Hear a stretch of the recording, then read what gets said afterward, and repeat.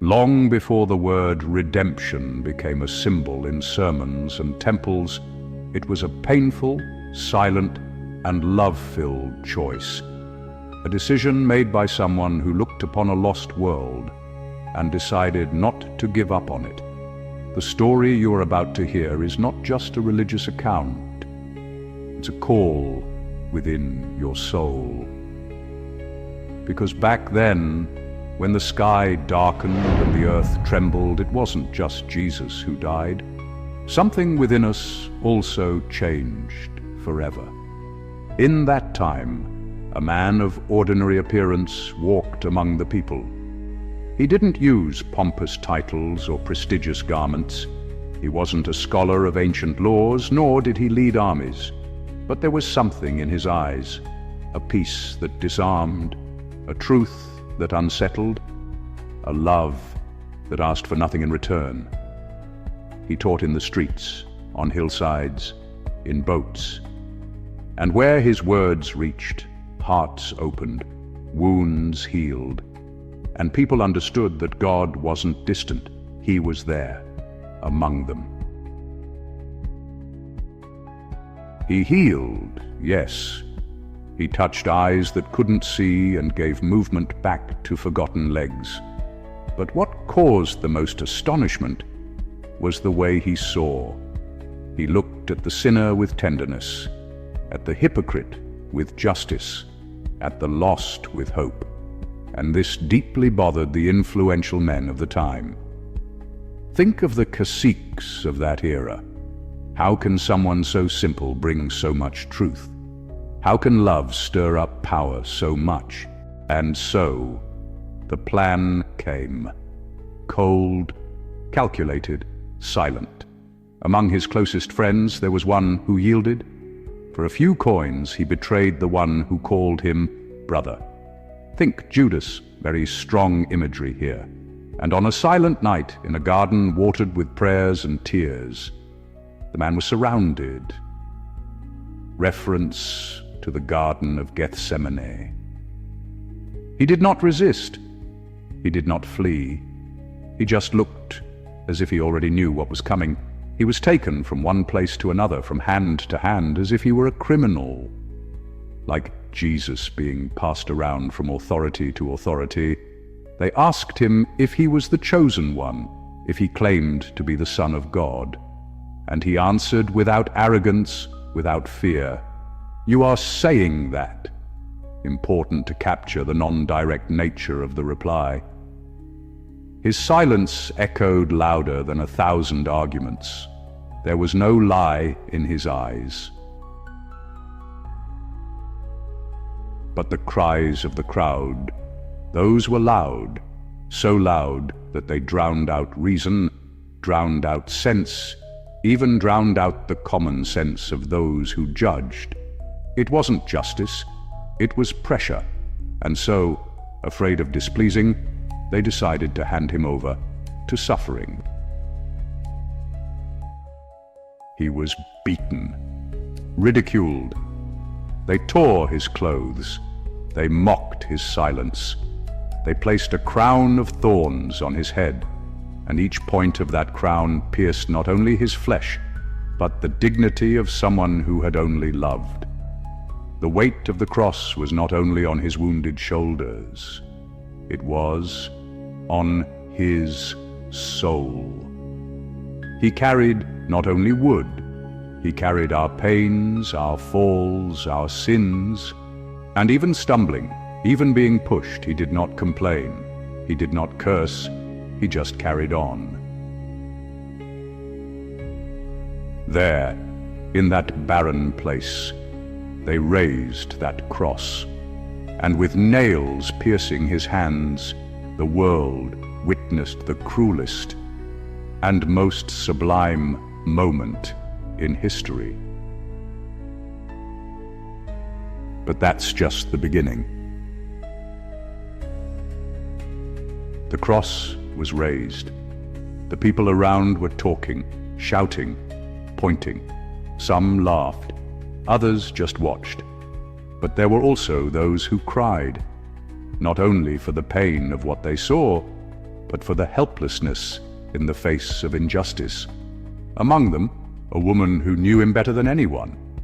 And even with a broken heart, she stayed there. Because a mother's love doesn't run from pain, it faces it head on. He, already weakened, looked at her, and there, between one breath and another, he still found time to care. He entrusted his mother to his closest friend, and his friend to his mother. Even on the cross he thought of others. Many shouted, "Save yourself! Come down from that cross if you really are who you say you are." But he knew that if he came down, none of us would have salvation. He stayed, not out of weakness, but out of love. The sky grew dark, as if nature itself refused to silently witness that moment. It was as if the world had stopped, as if time was holding its breath. 3 hours of darkness, 3 hours where the pain was shared between heaven and earth. And then his voice, already weak, was heard, "It is finished." It wasn't a cry of defeat. It was a seal of a mission accomplished, a sacrifice accepted, a complete love. He gave up his spirit, and at that moment, the earth trembled. The veil of the temple, the one that separated ordinary man from the presence of God, was torn from top to bottom, as if the Father himself was saying, "Now everyone can enter. Nothing separates you from me anymore." Nearby, one of the guards who witnessed everything, seeing how he died, declared with tears in his eyes, "Truly, this man was the Son of God, not because someone convinced him, but because love, when lived fully, has the power to reveal the truth to any heart." And then, silence. The body was carefully taken down by a righteous man, wrapped in clean linen, and placed in a new tomb. They heaved the stone, sealed the entrance. They tried to end the story with a cold stone period. But what no one knew was that it was just a comma. Before we continue, let me ask you something. Did this story touch you in any way? If it touched your heart, write something simple but true in the comments. It could be, "I felt it," or "This part made me think," or even tell us what struck you most in this story. We read everything here. And this space is for us to talk, grow, and share. And if you're still here, it's because your heart is searching for something deeper. So, subscribe to the channel. This isn't just a click, it's a commitment to truth, to faith, and to stories that nourish the soul. Here, we walk together. 3 days. For some, just an ordinary count, not even expecting a result. For others, enough time to bury faith and feed sadness, a week of wake. Those who followed him were lost, empty, confused, like a silly cockroach.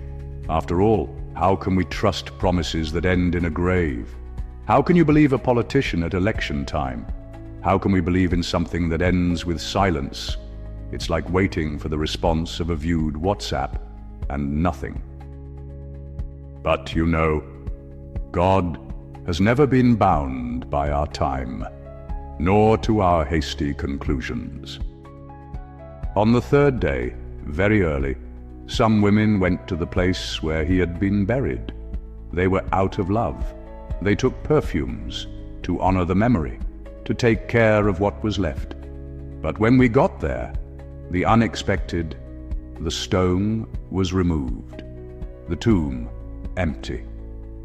And before fear could take over, they heard a voice that would change everything. "Do not be afraid. He's not here. He is risen."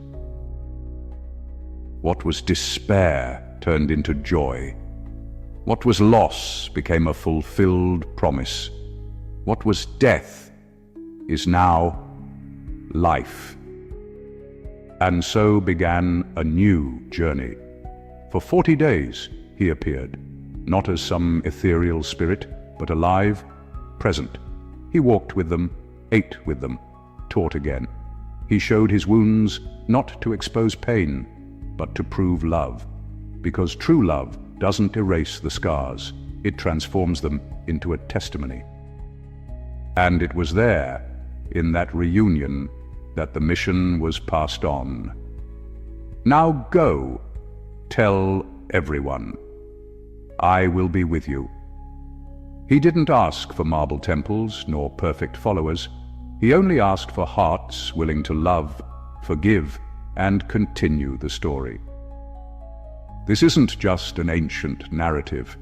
It's a living message, because each of us at some point has felt the pain of loss, the weight of guilt, the silence of heaven. And that's exactly where this story touches us, because the same Christ who conquered death still conquers our inner abysses today. If you've made it this far, it's because something inside you also needs to be resurrected. A faith that has fallen asleep, a dream that was buried, a hope that seemed buried. But today, at this very moment, you can say, He lives, and because of that, I can truly live too. Now tell me, have you ever had an experience where you felt that God spoke to you, even in moments when everything seemed lost? Have you ever felt that something was restored when there was no longer a solution? Share it here in the comments. Your story can touch someone who needs exactly that today. And before we wrap up, if this video resonated with you, if it took you to a deeper place within yourself, consider joining this community. But here, we don't just want another number.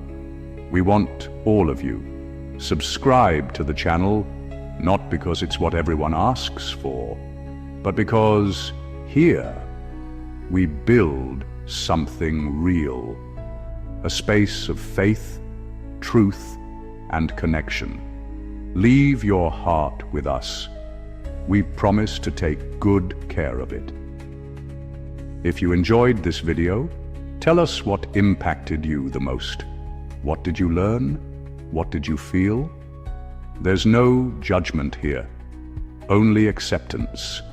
May His peace, which overcame even death, flood your life. Until the next video, and remember, you are never alone.